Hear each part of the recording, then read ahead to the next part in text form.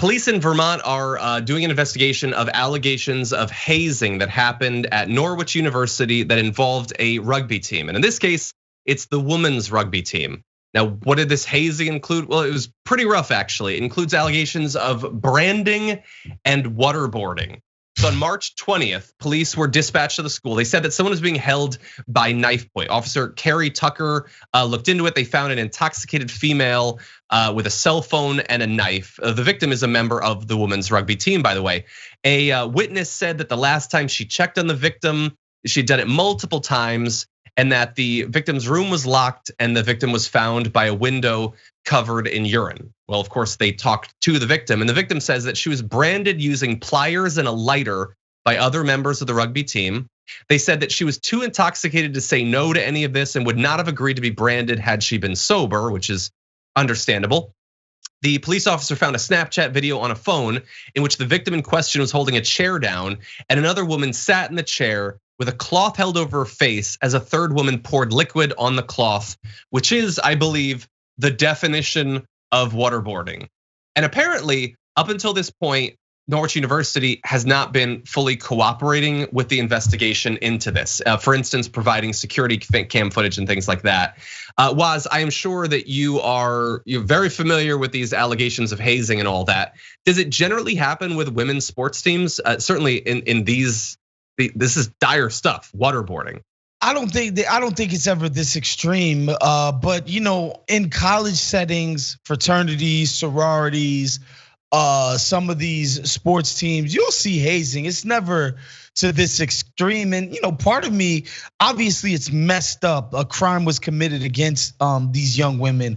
However, I've always think to myself, I ain't never want to be a part of nothing that bad in my entire freaking life. I'm sorry. Y'all gonna have to keep y'all rugby team if that's what it takes. Like waterboarded, I mean, maybe for an opportunity to be intimate with Rihanna, John, I might consider it. I might be like, freak it, waterboard me, send me to hell if this is what it's gonna take. But there's only so many things.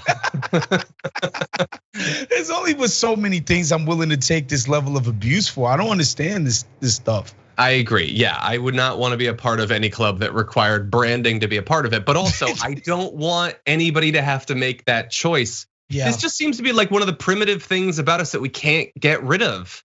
The desire to have hazing rituals at these sorts of organizations. It does not have to be a part of college or of sororities or fraternities or sports teams. You can just hang out. You can just play sports together. Did you know that?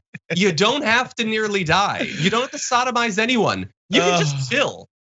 Oh man, John, no truer words have ever been spoken. You can just hang out. It's fine. People do it, and it's completely great. But yeah, and I think what ends up happening, especially with the hazing stuff, is that it's this vicious perpetual cycle of, well, I got hazed, and so therefore they have to get hazed. Exactly. And it just becomes this thing like, I paid my dues, I did what I had to do to be here. Everybody who's be here should have to suffer the same way I did. It's one of those things where misery loves company.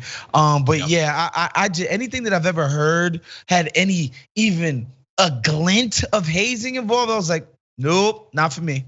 Not for me. No, I agree.